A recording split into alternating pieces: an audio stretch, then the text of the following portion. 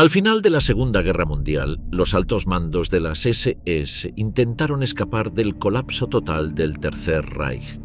Figuras como el Reichsführer Heinrich Himmler pasaron semanas huyendo por territorio alemán, ocultándose bajo identidades falsas y disfrazándose de soldados rasos.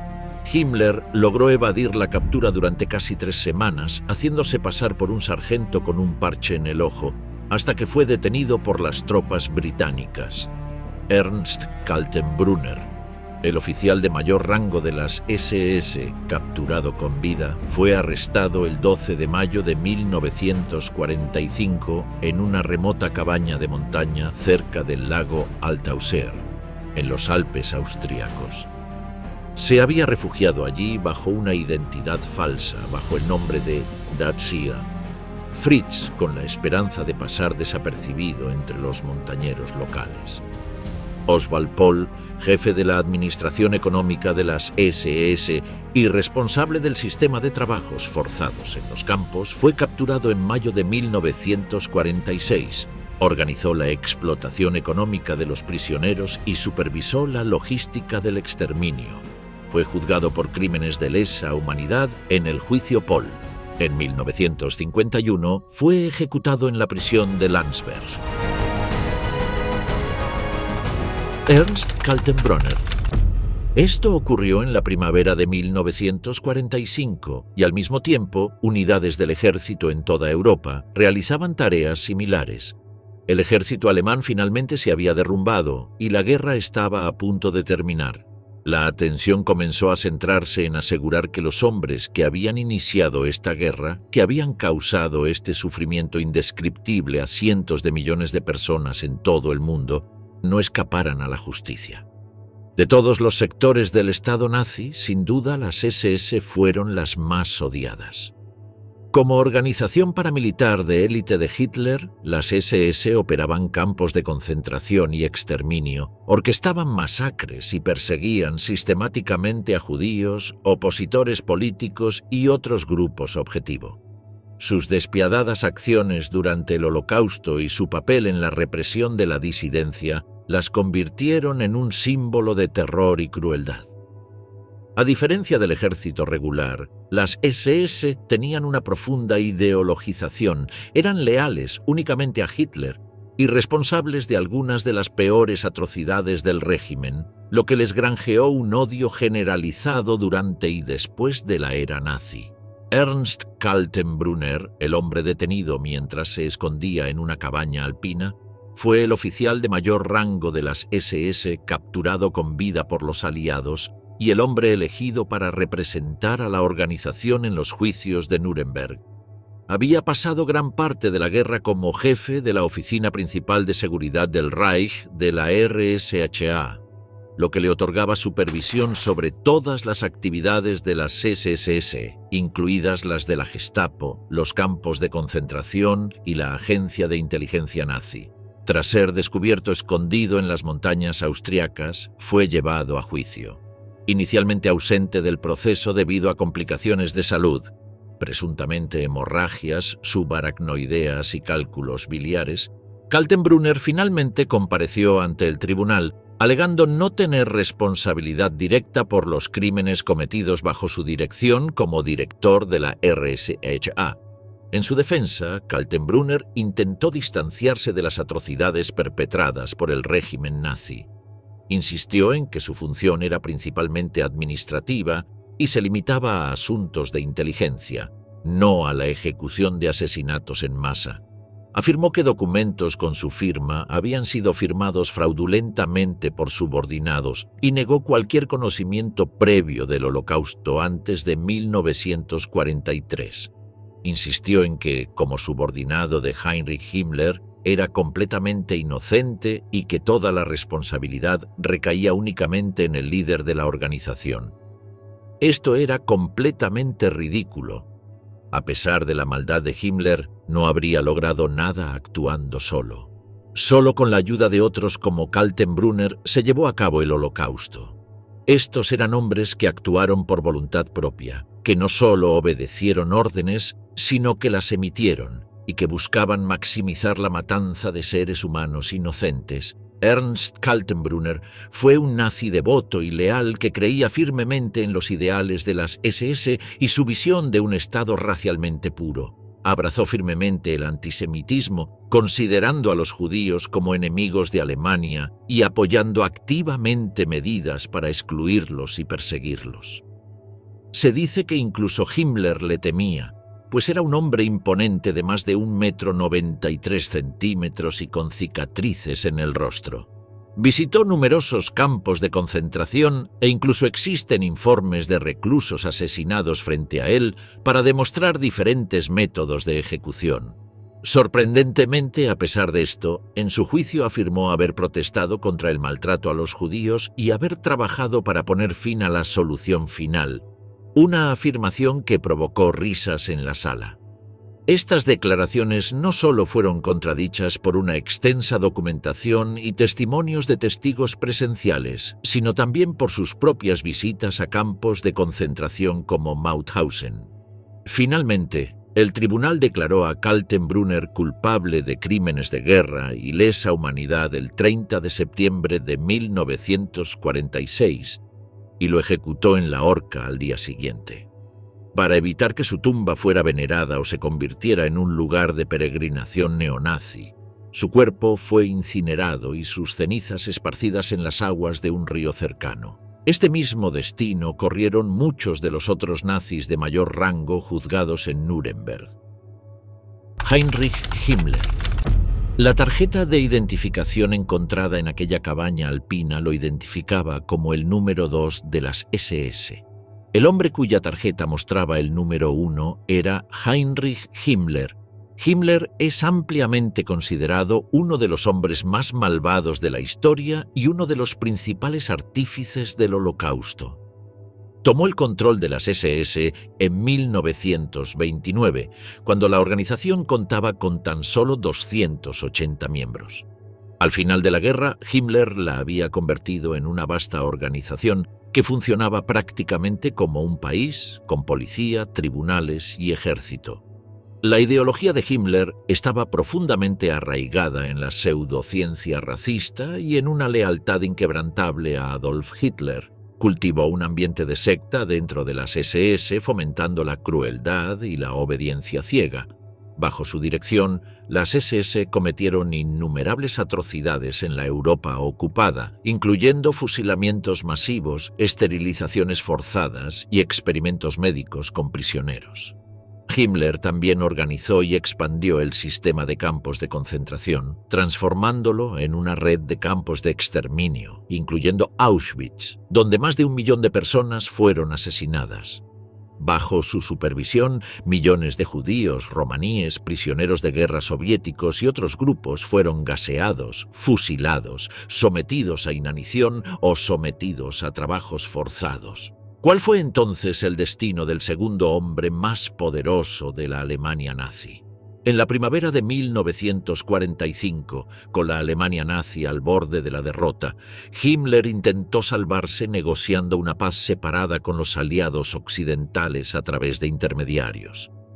Esto se hizo sin el conocimiento de Hitler, y el Führer solo se enteró de ello a través de una emisión pública de noticias de la BBC. Hitler lo consideró una profunda traición personal y en uno de sus últimos actos como Führer, destituyó a Himmler y ordenó su arresto. Al darse cuenta de que ahora era un hombre perseguido, Himmler se ocultó bajo una identidad falsa, haciéndose pasar por Heinrich Hitzinger, con la esperanza de evitar ser capturado. Sus documentos eran muy falsos, pero llevaban un sello que para entonces se sabía que era utilizado por oficiales de las SS que intentaban ocultarse.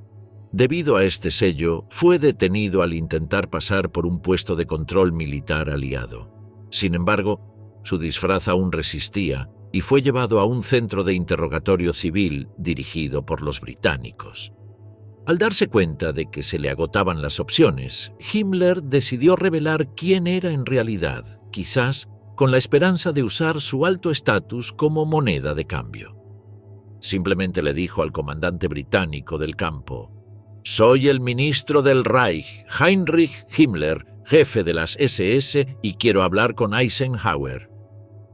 Imaginen la ilusión que supone supervisar uno de los regímenes más monstruosos de la historia, perder una guerra de forma catastrófica y luego ser detenido creyendo tener derecho a una reunión con Eisenhower. Himmler intentó presentarse como diplomático, aunque se comportaba como un criminal intentando evitar ser detectado. Tras confirmar su identidad, el comandante ordenó que Himmler fuera trasladado a un reconocimiento médico. El médico que lo realizó encontró un objeto con la punta azul, oculto en la boca del líder de las SS. Cuando el médico intentó extraerlo, Himmler forcejeó con la cabeza y aplastó el objeto entre los dientes. El médico y los soldados presentes intentaron evitar lo inevitable, incluso sumergiendo la cabeza de Himmler en agua fría e intentando extraerle el contenido de la pastilla de la boca. Sin embargo, todo fue en vano. En cuestión de minutos, el destino de Heinrich Himmler, responsable directo de la muerte de millones de personas, quedó sellado.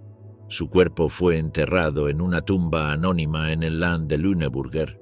La caída de Himmler fue una bofetada para los millones de personas que sufrieron y murieron bajo sus órdenes.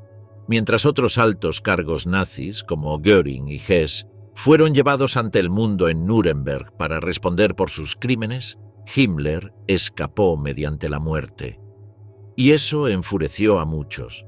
Los sobrevivientes, las familias afligidas y los aliados perdieron la oportunidad de exponer y condenar públicamente a uno de los hombres más malvados del siglo XX. En lugar de comparecer ante un tribunal, el artífice del genocidio desapareció en la historia sin una sola palabra de remordimiento. Sin interrogatorio, sin admisión de culpa, solo silencio. Su muerte dejó preguntas sin respuesta, justicia incompleta y una indignación que aún perdura. Karl Wolff. A pesar de las atrocidades cometidas por las SS y del miedo y el odio que la organización infundía en sus enemigos, no todos sus oficiales pagaron el precio máximo por ser miembros. Karl Wolff fue quien escapó de la muerte después de la guerra. Wolff pasó gran parte de la guerra como jefe del Estado Mayor de Himmler. Esta posición de poder le proporcionó un alto nivel de acceso a todo el Reich. También sirvió de enlace entre las SS y el propio Hitler. Era tan cercano a Hitler que le pidió personalmente que aprobara su divorcio en 1943, después de que Himmler se lo negara. Al final de la guerra, Wolff ocupaba el cargo de jefe supremo de las SS y la policía en la Italia ocupada por los nazis. Para entonces, Wolff había cometido numerosos crímenes de guerra, entre ellos el trato inhumano que infligió a los partisanos italianos que intentaban derrocar el régimen nazi, así como su participación en el Holocausto. Wolff no se hacía ilusiones de que la guerra había terminado y que la Alemania nazi había perdido. Empezó a pensar en el mundo de la posguerra.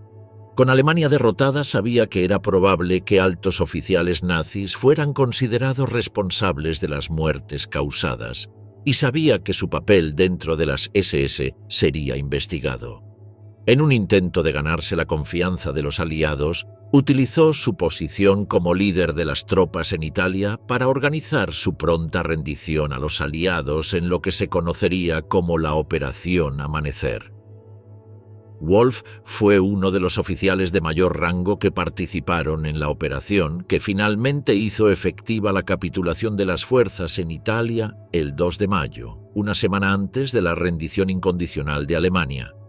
Esta apuesta dio sus frutos y, como resultado, Wolff no fue procesado en los juicios de Nuremberg, sino que sirvió como testigo de cargo, testificando contra sus antiguos compañeros. Como resultado, Wolff cumplió tan solo 4 años de prisión, juzgado simplemente por su pertenencia a las SS y no por su papel en el Holocausto. Tras ser liberado en 1949, trabajó como ejecutivo de publicidad. Este hombre le había escrito con alegría a un amigo su especial alegría por el hecho de que 5.000 judíos fueran al campo de exterminio de Treblinka cada día. Sin embargo, el atroz pasado de Wolff lo alcanzaría. En 1962, durante el juicio a otro alto oficial de las SS en Israel, surgieron pruebas que vinculaban a Wolf con la organización de la deportación de judíos italianos en 1944. Posteriormente, fue arrestado y juzgado en Alemania Occidental.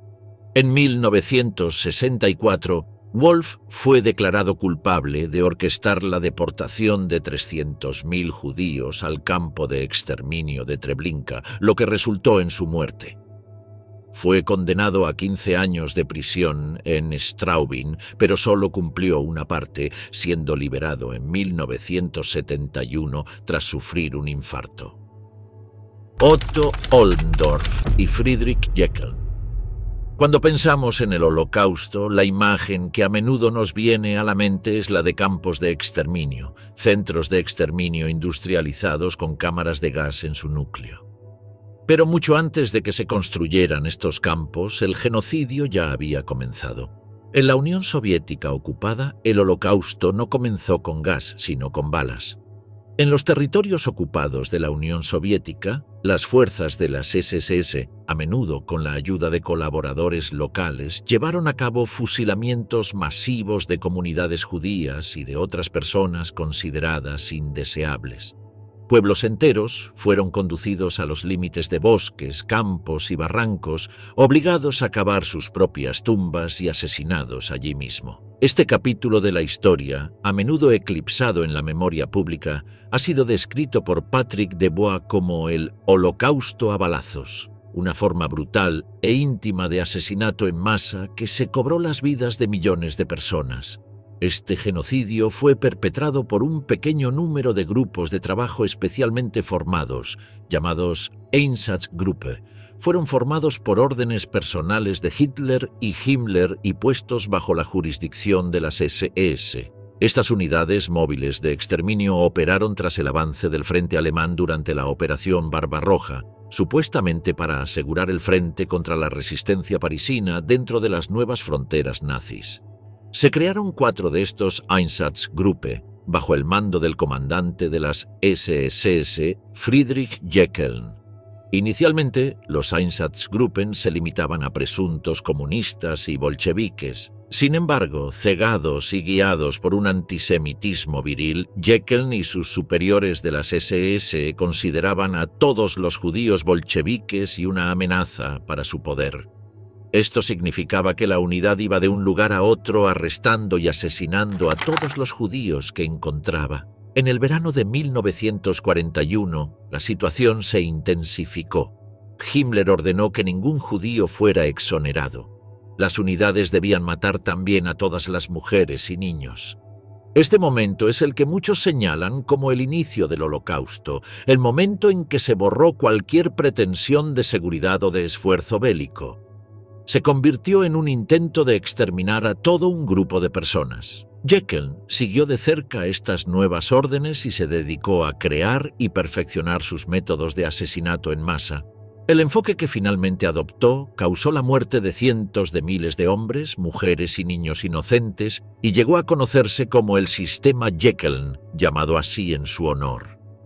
Este fue el método que empleó en la masacre de Rumbula de 1941.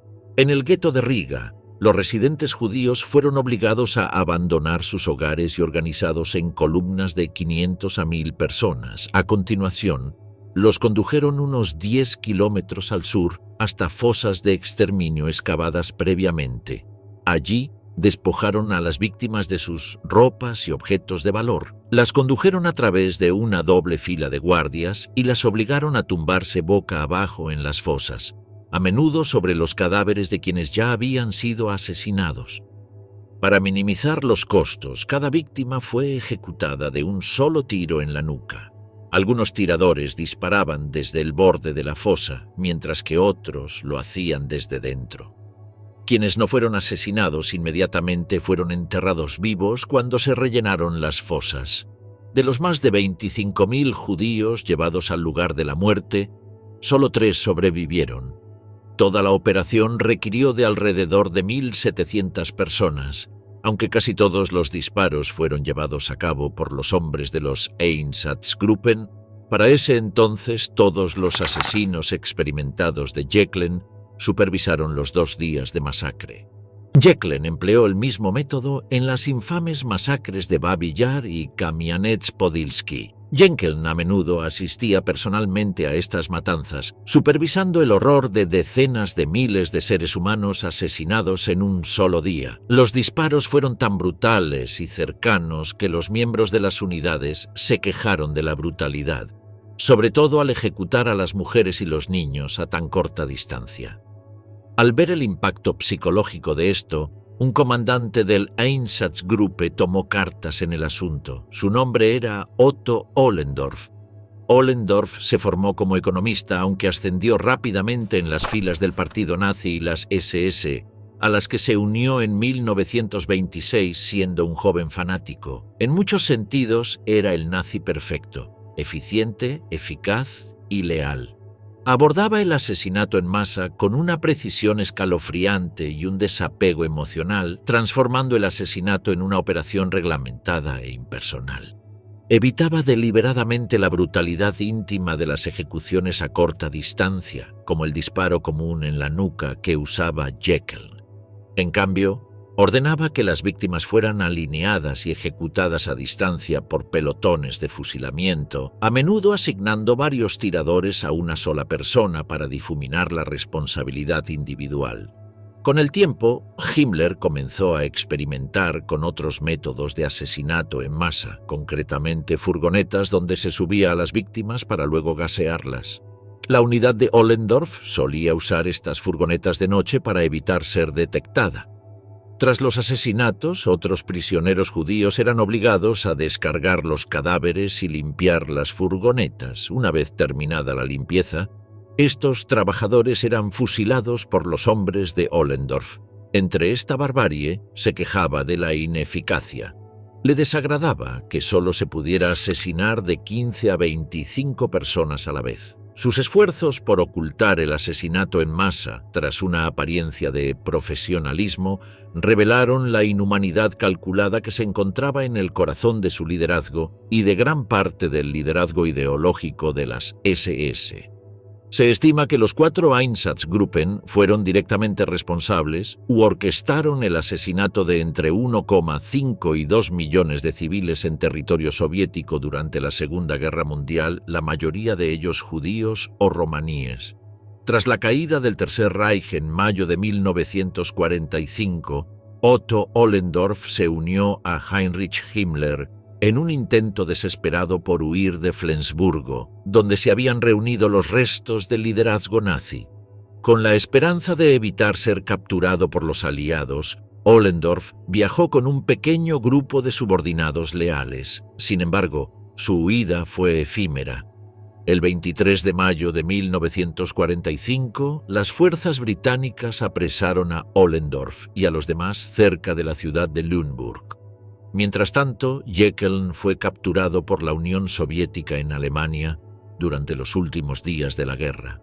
Durante su cautiverio, ambos hombres hablaron abiertamente sobre las atrocidades cometidas por ellos mismos y por otros dentro de las SS y el Estado nazi. De hecho, Ohlendorf se convirtió en una de las principales fuentes de información sobre gran parte del horror. Ambos hablaron con franqueza y frialdad sobre estos actos de asesinato en masa, sin mostrar arrepentimiento ni remordimiento, e implicaron a muchos de sus antiguos compañeros. Jeckeln declaró abiertamente en su juicio: «Tengo que asumir toda la responsabilidad por lo ocurrido en las fronteras de Ostland, dentro de las SS, el SD y la Gestapo. Esto aumenta considerablemente mi culpa. Mi destino está en manos del Tribunal Supremo». El destino que el Tribunal Supremo le asignó fue la muerte. Fue declarado culpable de crímenes de guerra y ahorcado el 3 de febrero de 1946 ante una multitud de 4.000 espectadores. Ohlendorf se enfrentó al mismo castigo que el principal acusado en los juicios de los Einsatzgruppen de 1947 y 1948, llevados a cabo por Estados Unidos. En este juicio fue finalmente declarado culpable del asesinato en masa de 90.000 personas y condenado a muerte. Su ejecución se retrasó. lo que significa que no fue hasta junio de 1951 que las autoridades estadounidenses ejecutaron la sentencia, convirtiendo a Ollendorf en uno de los últimos criminales de guerra nazis ejecutados por Estados Unidos por las atrocidades cometidas durante la guerra. A pesar de estas confesiones de los líderes de los grupos, de los miles de hombres que trabajaron en estos escuadrones de la muerte, cada uno responsable de disparar a cientos, si no miles, de personas inocentes, solo alrededor de 100 fueron juzgados por crímenes de guerra. Odilo Globoknik plus Kurt Daluege. Las carreras de Odilo Globoknik y Kurt Daluege se entrelazaron en la vasta y violenta maquinaria del Holocausto. Ambos fueron seguidores tempranos de Hitler, devotos no solo en la acción sino también en su ideología.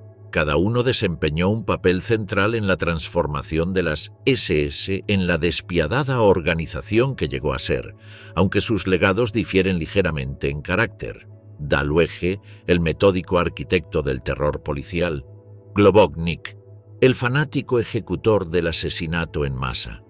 El ascenso de Daluege comenzó en los inicios del movimiento nazi.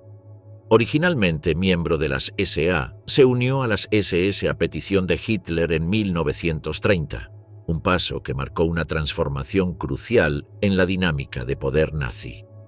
Desde Berlín, Daluege contribuyó a definir a las SS como una élite ferozmente leal e ideológicamente pura. Sus hombres demostraron su valía en agosto de 1930 al repeler violentamente una rebelión dentro de la facción rebelde de las SA, liderada por Walter Stennes. Hitler respondió con una carta pública a Daluege en la que elogiaba su lealtad. «Hombre de las SS, tu honor es lealtad», una frase que pronto se convirtió en el lema de las SS. Ascendiendo rápidamente, Daluege fue nombrado SS Obergruppenführer y se le otorgó el control de la SS del norte, mientras que Heinrich Himmler gestionó la del sur. Esta división ayudó a expandir la influencia de la SS por toda Alemania y a sentar las bases de su función como un Estado dentro del Estado. Pero Daluege era mucho más que un burócrata. Durante la invasión nazi de la Unión Soviética, estuvo presente con frecuencia en los lugares de ejecuciones masivas. Supervisó personalmente las actividades del Batallón de Policía 307 durante la masacre de más de 4.000 judíos cerca de Brest-Litovsk y estuvo presente en otra masacre en Minsk. En 1941, autorizó las deportaciones de judíos a guetos y centros de exterminio en Riga y Minsk, plenamente consciente de lo que les aguardaba. Para julio de 1942 ya estaba en la mesa con Himmler en reuniones de alto nivel planificando la Operación Reinhard, el plan nazi para exterminar a los judíos de la Polonia ocupada. Este plan fue liderado por Odilo Globoknik. Himmler lo había nombrado jefe de las SS y la policía en el distrito de Lublin. Algunos historiadores argumentan que Globoknik incluso pudo haber sugerido la idea de campos de exterminio específicos, una idea escalofriante dada la importancia que estos campos alcanzaron para el Holocausto.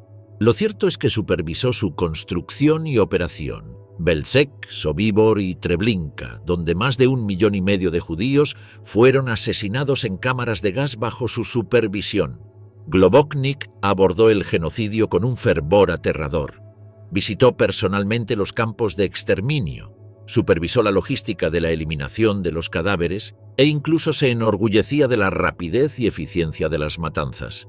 Sus operaciones no eran meros actos de obediencia, reflejaban un compromiso radical con la visión de Hitler de aniquilación racial.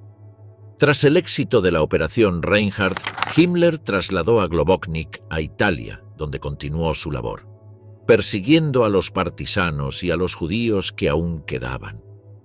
Al finalizar la guerra en 1945, comenzó la hora de la verdad. Daluege fue capturado por las fuerzas británicas y extraditado a Checoslovaquia para ser juzgado por su participación en las masacres durante la ocupación. En el juicio se mostró desafiante, presentándose como un fiel servidor del Führer y reclamando la admiración de 3 millones de policías, El tribunal rechazó esta justificación. El 23 de octubre de 1946 fue condenado a muerte. Al día siguiente fue ahorcado en la prisión de Pankráck, en Praga. Globoknik, por otro lado, nunca fue juzgado. Fue arrestado por tropas británicas en Austria, pero antes de que pudieran interrogarlo murió. Ambos hombres fueron responsables de forjar y ejecutar uno de los crímenes más aterradores de la historia de la humanidad. Uno ideó la burocracia del genocidio, el otro le dio forma física. Uno se enfrentó a la justicia, el otro la huyó envenenándose. Pero al final, ninguno escapó al legado de lo que ayudaron a construir, un legado empapado en sangre y recordado como una advertencia sobre cómo la ideología, el poder y el fanatismo pueden converger en una catástrofe. Fritz Katzmann. A estas alturas, quizá ya estén notando un patrón. El destino de estos altos mandos de las SS se divide en tres categorías principales. O bien se retiran para evitar la humillación de un juicio, son juzgados y ejecutados, o cumplen una pena de prisión antes de ser liberados. De una forma u otra, todos estos resultados pueden considerarse justicia, aunque imperfecta y a menudo demasiado tarde. Estos destinos al menos reconocieron la magnitud de las atrocidades que contribuyeron a perpetrar. Un miembro de las SS que logró escapar por completo de la justicia fue Fritz Katzmann. Demostró ser un asesino en masa motivado ideológicamente durante toda la guerra, entre cuyos crímenes se incluyen ordenar la ejecución masiva de entre 55.000 y 65.000 judíos, supervisar la creación de guetos, orquestar deportaciones a campos de exterminio y facilitar asesinatos en masa mediante el uso de cámaras de gas en el campo de concentración de Stutthof. Sus acciones lo situaron entre los ejecutores más brutales del Holocausto. A pesar de la asombrosa magnitud de sus crímenes después de la guerra, mientras el mundo perseguía a los criminales de guerra nazis con creciente intensidad, Fritz Katzmann logró simplemente desaparecer. No escapó a Sudamérica como muchos otros. Vivió el resto de su vida en paz y anonimato en pleno corazón de Alemania Occidental.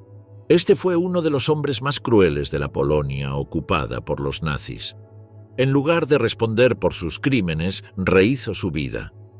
Bajo el nombre falso de Bruno Albrecht, Katzmann vivió en Darmstadt, trabajando como vendedor ambulante. Un hombre que había supervisado guetos, deportaciones y escuadrones de la muerte, ahora visitaba casas vendiendo. El contraste es casi grotesco en su banalidad.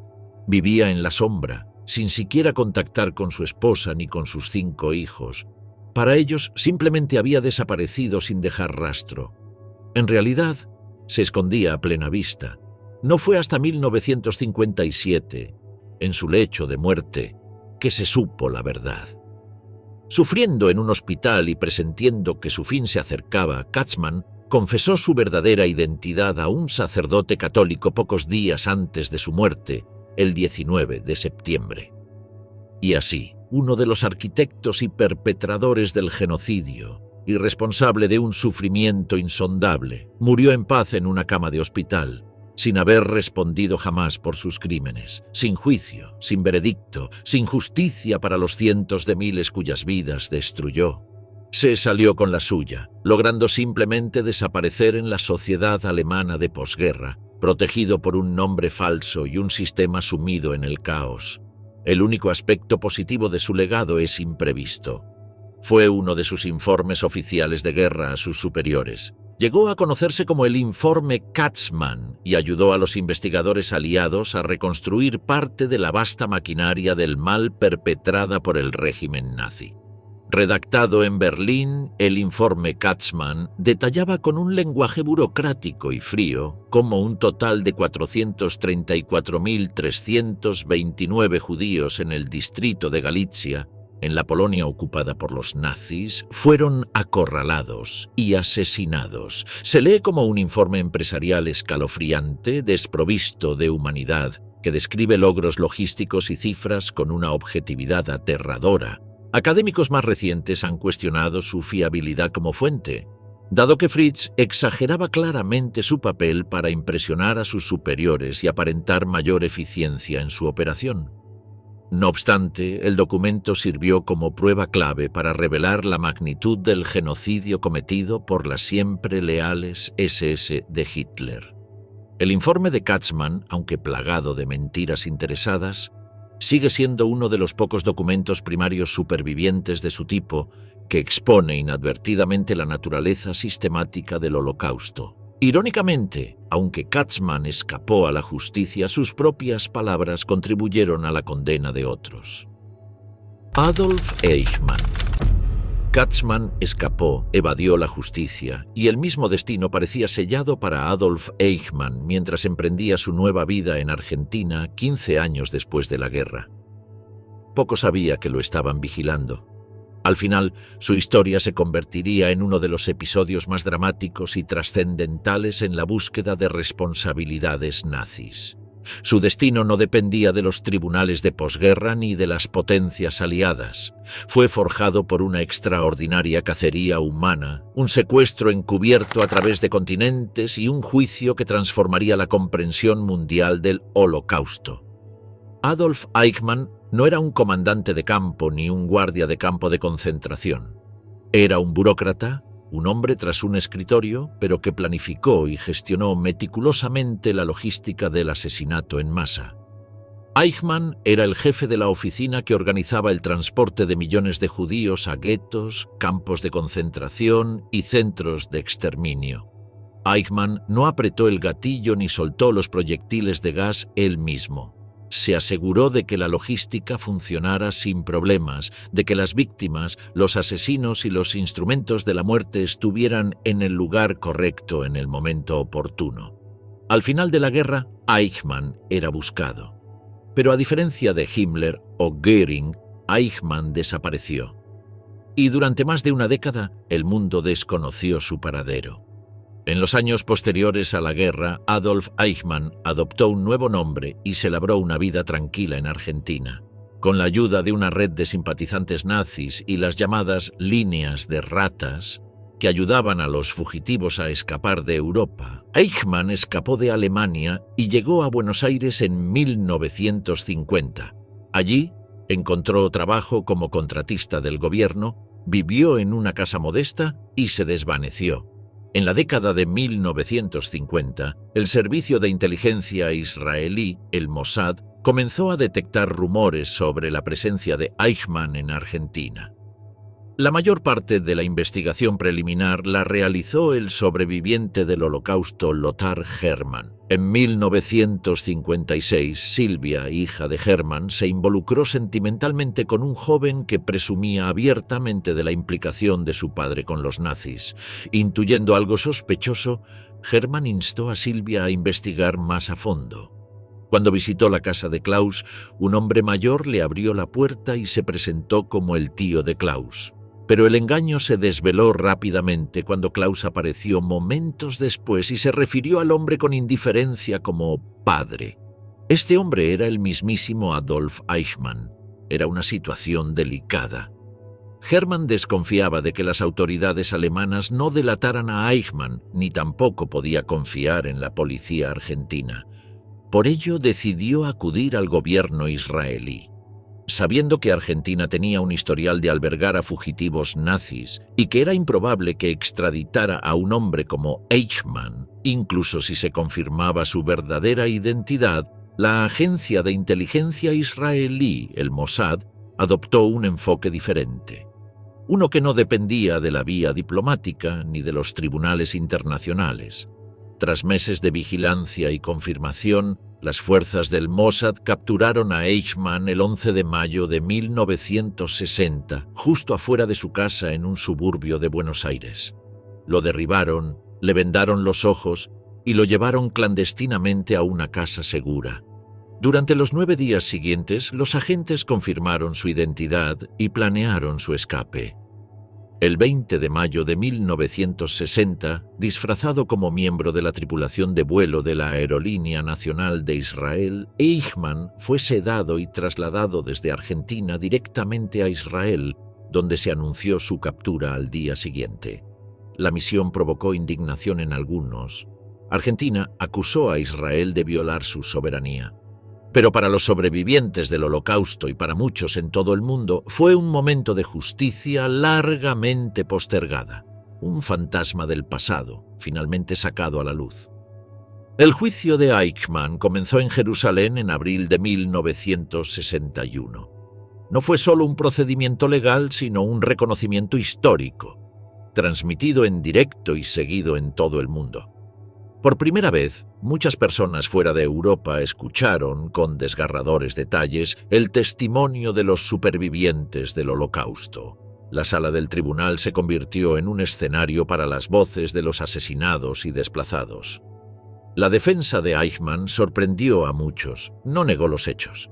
Admitió haber organizado las deportaciones y los transportes, pero afirmó que simplemente cumplía órdenes.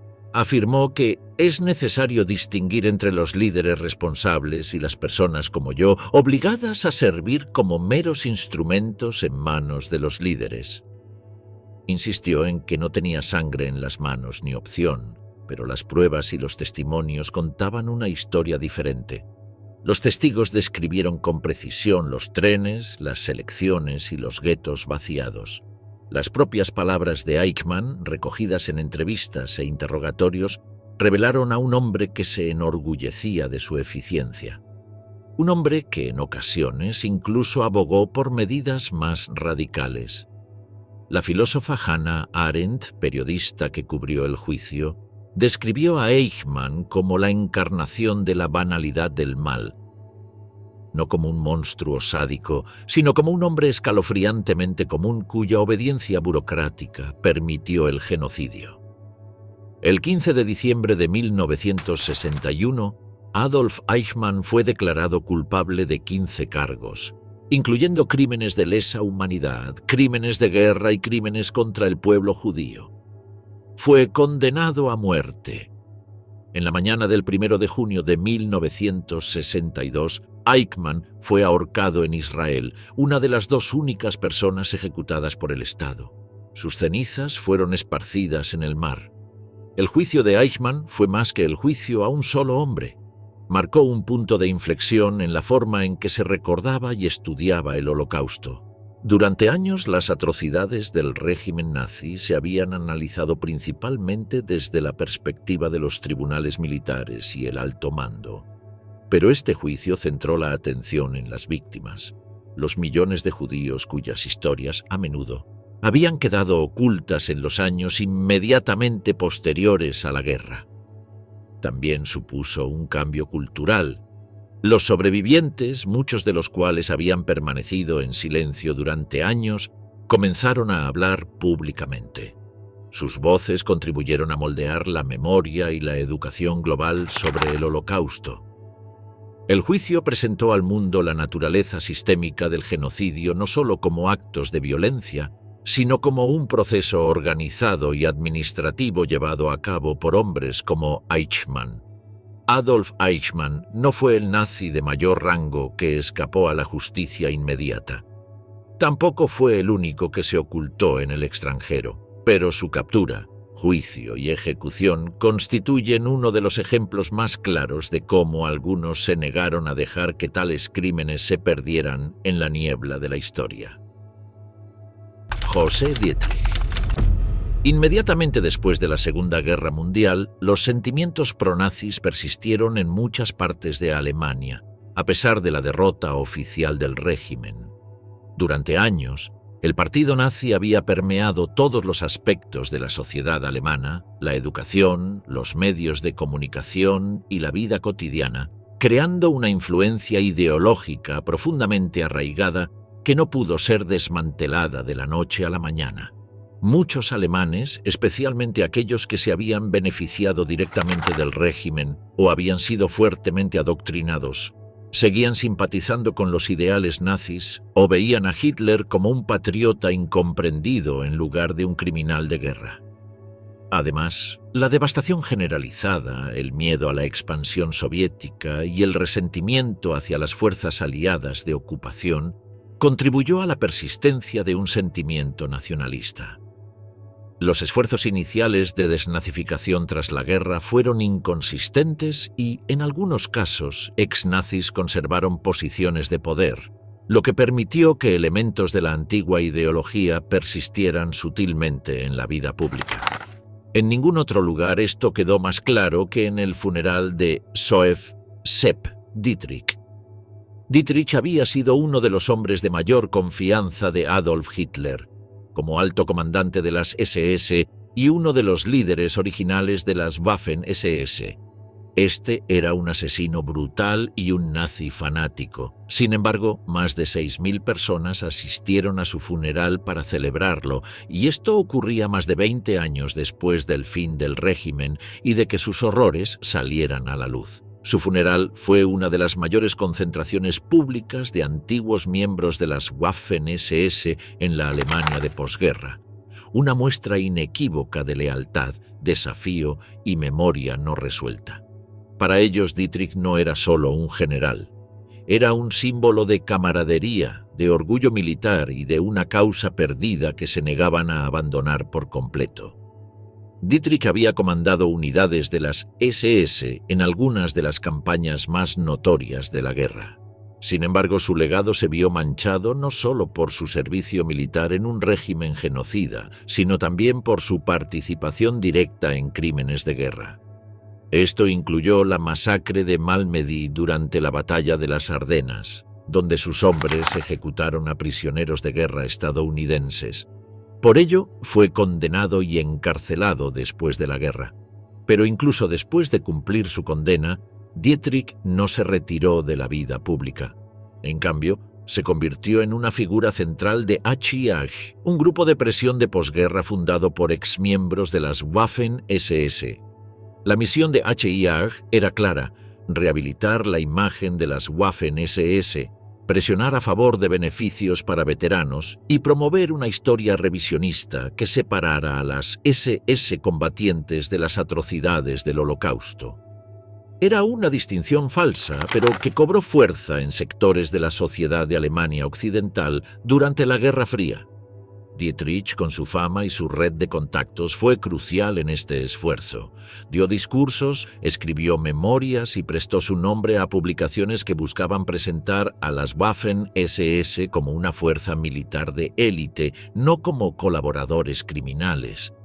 La retórica de HIAG se basaba en gran medida en temas de honor, sacrificio y traición, ignorando deliberadamente la naturaleza ideológica y genocida de la misión de las SS.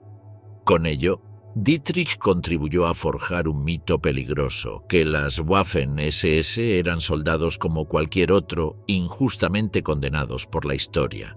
Su funeral, con miles de dolientes vestidos de negro y homenajes cuidadosamente orquestados, fue un duro recordatorio de que en Alemania Occidental de la década de 1960 el pasado no estaba enterrado. Aunque no podemos saberlo con certeza, no sería sorprendente que uno de los asistentes fuera Emil Massou.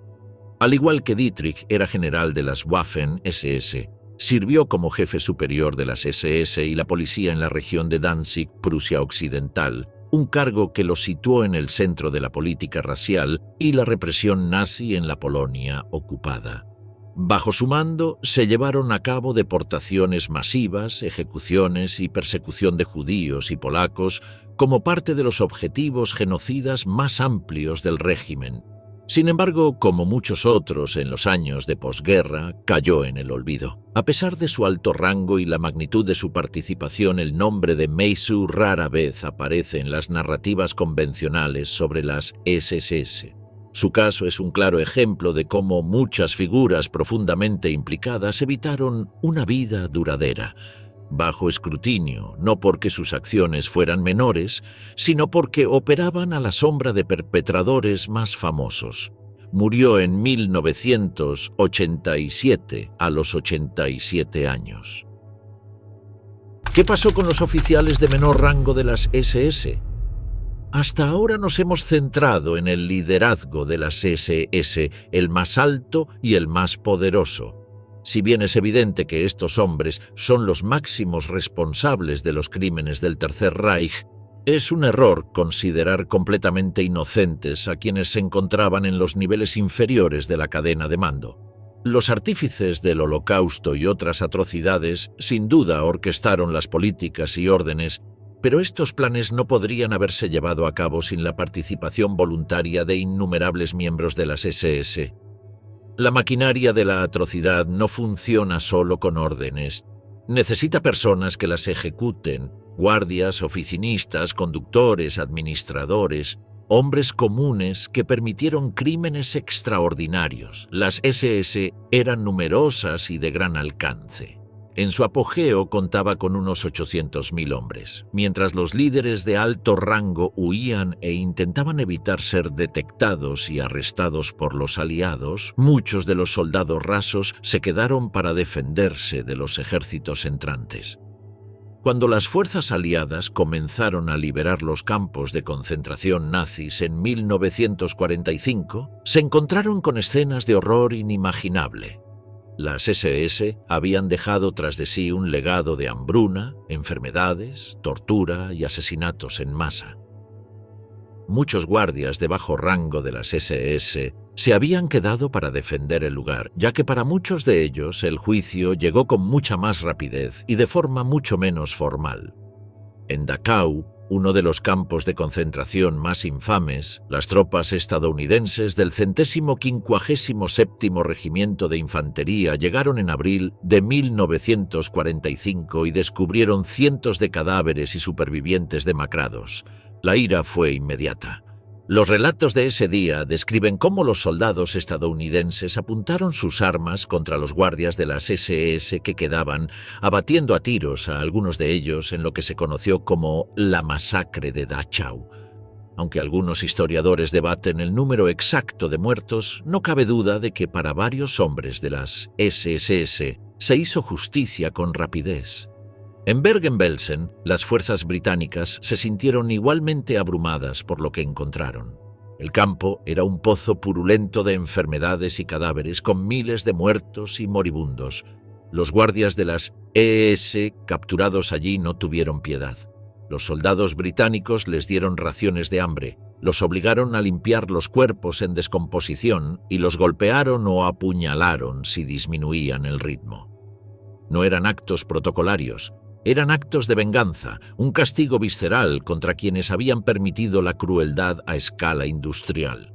Incluso fuera del campo de batalla, algunos oficiales de inteligencia aliados se aseguraron discretamente de que ciertos guardias de las SS nunca llegaran a juicio.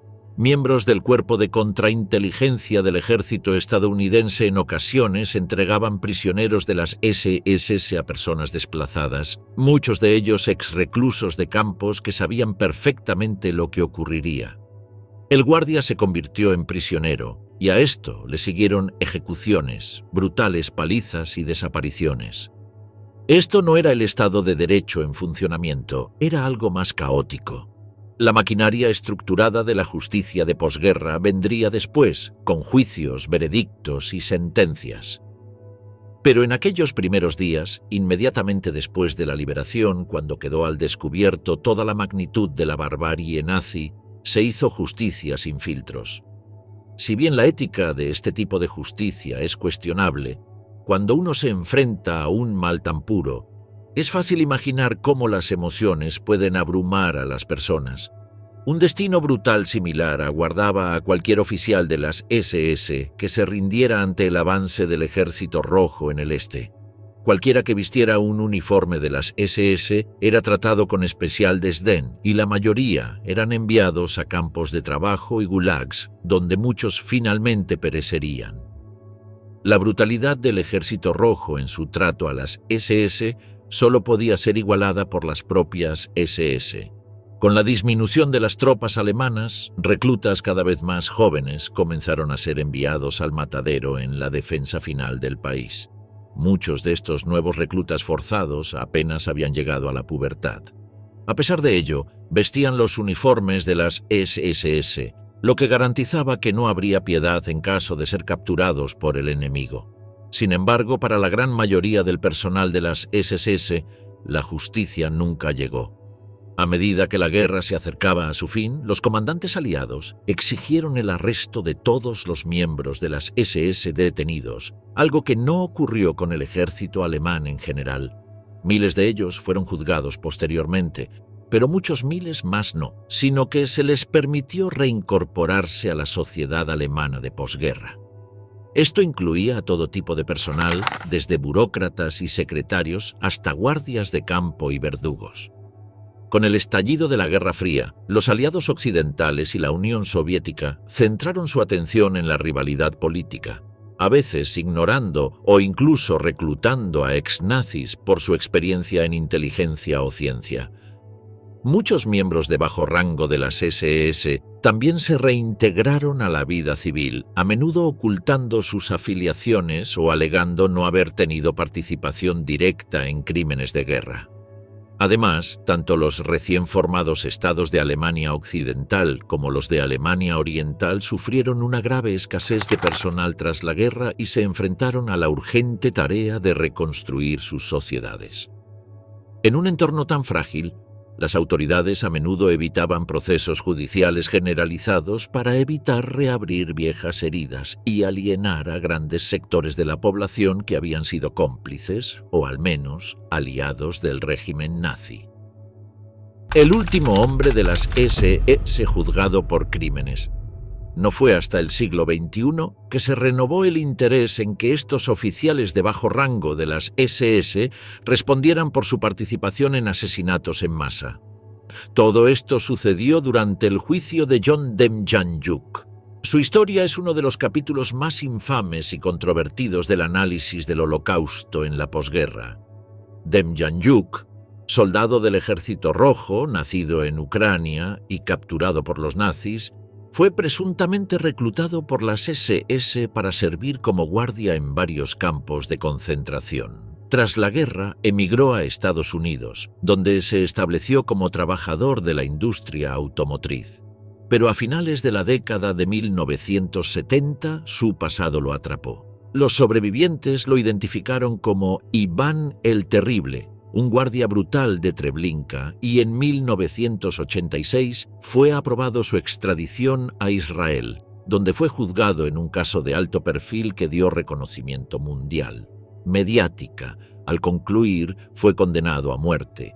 Sin embargo, en el último momento surgieron nuevas pruebas que arrojaron dudas creíbles sobre si realmente era Iván el Terrible. El Tribunal Supremo de Israel revocó la condena en 1993 y Demjanjuk regresó a Estados Unidos. Ese no fue el final. Investigaciones posteriores lo vincularon con otros campos nazis, Sobibor, Majdanek y Flossenburg, donde sirvió como guardia de Trauniki, entrenado por las SS. En 2009, Alemania lo juzgó no como un individuo sádico, ni por ningún momento asesinato o acto de violencia específico, sino como un engranaje en la maquinaria del genocidio. La Fiscalía argumentó que, como guardia del campo de exterminio, fue cómplice de los crímenes cometidos allí. Fue condenado en 2011 como cómplice del asesinato de 28.000 judíos en Sobibor. Esta condena marcó un punto de inflexión en el procesamiento de los crímenes de guerra nazis. A diferencia de juicios anteriores, donde los fiscales debían demostrar su implicación directa en el asesinato, Demjanjuk fue declarado culpable simplemente por haber servido como guardia en el campo de exterminio de Sobibor, sentando un precedente legal crucial. Este caso transformó el enfoque judicial al afirmar que la participación en el funcionamiento de un campo de exterminio, incluso sin pruebas de actos de violencia específicos, constituía complicidad en asesinatos en masa. Como resultado, la Fiscalía alemana cobró un nuevo impulso para perseguir casos que durante mucho tiempo se habían considerado legalmente inviables. En los años posteriores, este precedente ha dado lugar a una oleada de procesamientos, a menudo relacionados con antiguos guardias de campos o personal administrativo, ahora de más de 90 años, que en su día desempeñaron papeles, aunque menores, en la maquinaria del genocidio. Quizás el último nazi en ser juzgado sea Gregor Formanek, un exguardia de un campo de concentración nazi de 100 años. Formanek está acusado de complicidad en el asesinato de más de 3.300 personas durante su servicio en el campo de concentración de Sachsenhausen entre 1943 y 1945. Un tribunal de primera instancia lo declaró inicialmente no apto para el juicio, alegando su estado mental y físico. Sin embargo, un tribunal superior de Frankfurt revocó esa decisión, declarando que el juicio podía seguir adelante. Este caso refleja los renovados esfuerzos de Alemania por procesar a las últimas personas vivas vinculadas al régimen nazi, ya que el plazo para la justicia se cierra rápidamente. Muchos sospechosos han fallecido o han sido declarados no aptos para el juicio debido a su edad y problemas de salud. Dada la avanzada edad de Formanek y su deteriorado estado de salud, podría ser el último sospechoso de crímenes de guerra nazis en comparecer ante un tribunal. Con el fallecimiento de sobrevivientes y perpetradores, su juicio representa una carrera contrarreloj, tanto legal como moral. Financial. Las SS fueron la columna vertebral del terror nazi, artífices del genocidio, ejecutoras de la política racial y fieles sirvientes de la visión de Hitler. Sin embargo, cuando se disipó el humo, el ajuste de cuentas estaba incompleto. Por cada juicio de Nuremberg hubo docenas de indultos silenciosos, nombres olvidados y casos cerrados sin consecuencias. La política de la Guerra Fría, la inercia burocrática y la ignorancia deliberada ayudaron a proteger a quienes deberían haber enfrentado todo el peso de la justicia. Las potencias aliadas exigieron rendición de cuentas, pero la geopolítica, la burocracia y la magnitud del problema imposibilitaron una justicia completa. Mientras que algunos de los artífices del genocidio fueron ahorcados, otros murieron pacíficamente en el exilio, sin haber respondido jamás por sus crímenes.